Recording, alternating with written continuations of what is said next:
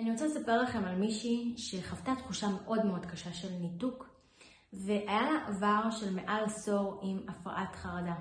אבל לניתוק זה כבר היה משהו אחר, זה כבר היה הרבה יותר קשה, והיא לא ידעה מה לעשות. ולראשונה החליטה לטפל בזה, והצליחה לצאת מזה. לא רק שהיא הצליחה לצאת מזה, היא גם הצליחה לצאת מכל החרדות שניהלו אותה. ולא רק שהיא הצליחה לצאת מכל החרדות שניהלו אותה, היא גם חזרה לממש את החיים שלה, וללמוד ולהתפתח ולעשות ולחיות יותר את החיים. בסרטון הזה אני הולכת לספר לכם איך עשינו את זה, אני מכירה את זה באופן אישי מכיוון שאני ליוויתי אותה שם. אז מה היה לה ומה עשינו ואיך היא יצאה מזה וחזרה לחיות חיים ללא חרדות וללא ניתוק שמנהל את החיים. בואו נעשה פתיח קצר ונתחיל.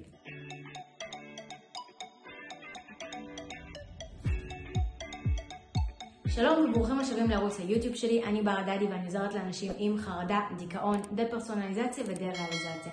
והיום בסרטון אני רוצה לספר לכם על מישהי שהגיעה לי ממש מנותקת עם עבר של עשור עם הפרעות חרדה, והמטרה שלה הייתה, אני רוצה לחיות חיים רגילים. אני רוצה לממש את עצמי, לא רוצה את הניתוק, לא רוצה את החרדות, לא רוצה כלום.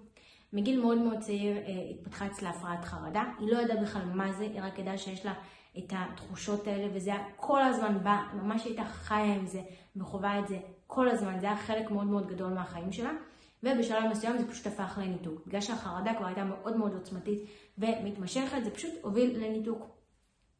התחלנו קודם כל בלהוריד את עוצמת החרדה. באמת זה היה ברור שמדובר שם בעוצמת חרדה מאוד מאוד גדולה, היה צריך לאתר את מקור החרדה ולהוריד אותו. לאט לאט יצאנו מהניתוק, איזנו את זה עם כל מיני חומרים טובים, עשינו כל מיני דברים שיכולים להכניס לנו חומרים טובים לגוף, דופמין, סרוטונין, אוקסיטוצין, כל מיני דברים שממלאים אותנו, וליצור איזושהי רגיעה נפשית. לאחר מכן באמת הייתה רגיעה נפשית, והיא יכלה סוף סוף לחזור לחיים שלה באיזשהו מובן, מכיוון שהיא כבר לא הייתה מנותקת, אבל עדיין מדי פעם הייתה מרגישה את הניתוק.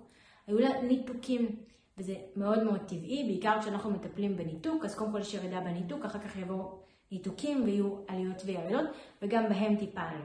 עכשיו, מדובר בהפרעת חרדה, ולכן היה לי מאוד מאוד ברור שיש פה כל מיני דפוסים מהפרעת החרדה שהיה לה במשך למעלה מעשור, שהם ממשיכים לנהל אותה, וצריך לשבור אותם על ידי אומץ ומתן כלים. ולכן היה לי מאוד מאוד חשוב שיהיה לה כלים להתמודד עם חרדה ומחשבות טורדניות, ולדחוף אותה כמה שיותר לצאת וליישם אותם. במקומות שבהם היא פגשה את החרדה, זו ממש הזדמנות, ותדעו ככה לכולם, כשאתם פוגשים את החרדה, זו הזדמנות לפרק את החרדה. ברגע שהחרדה מגיעה, אנחנו יכולים לעשות כל מיני דברים שיכולים לעזור לנו לפרק את החרדה.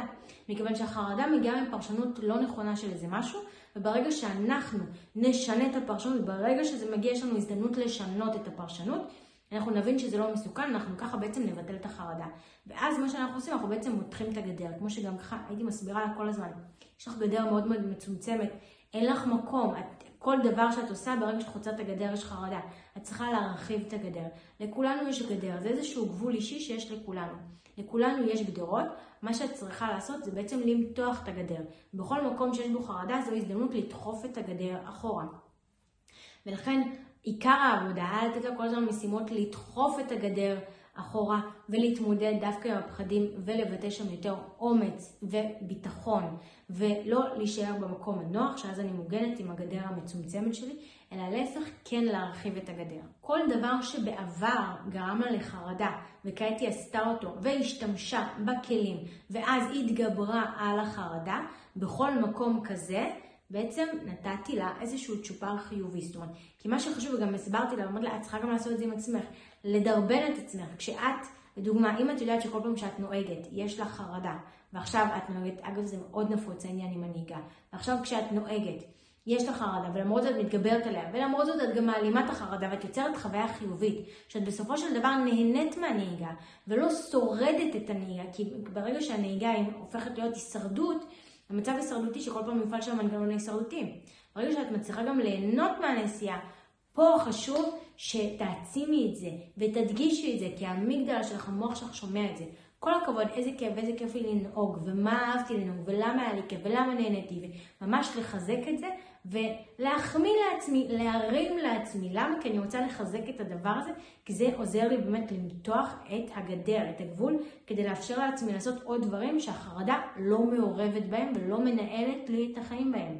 ככה עשינו את זה שלב אחרי שלב, כשתוך כדי אנחנו בונים גם את הביטחון העצמי, וגם כמובן חזרה לשגרה החברתית. מכיוון שבן אדם שמעל עשור סובל מהפרעת חרדה, זה מנהל אותו, ואז כמובן שזה גם יהיה בסביבה חברתית, וכמובן שזה גם ינהל במקומות חברתיים, ולכן צריך הרבה ביטחון חברתי, צריך לעבוד על זה ולבנות את זה.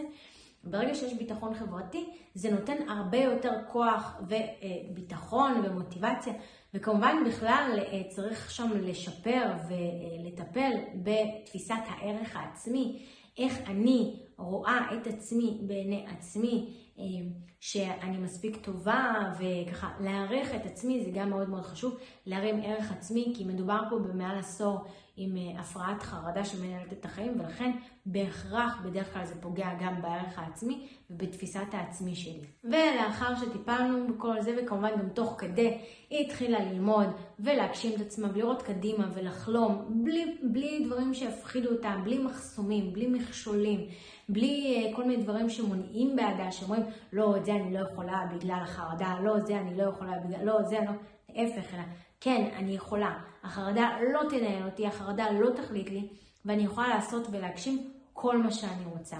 וככה באמת היא הצליחה לצאת מתוך המעגל הזה, ובאמת להתחיל להגשים את עצמה, בלי לחשוב על החרדה, להתייחס לחרדה. ומה שהיה חשוב זה שיהיה באמת כלים להתמודד עם החרדה.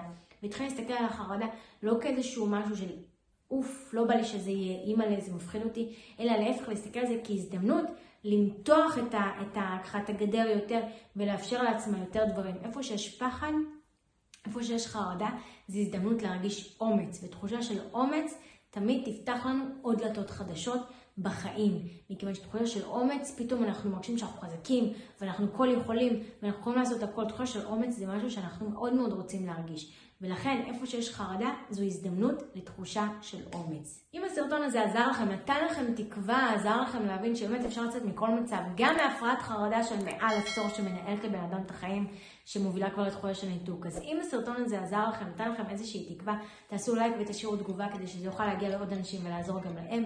אם עדיין לא לחצתם להירשם כמנוי, לחצו עכשיו להירשם כמנוי, וניפגש בסרטון הבא. ביי!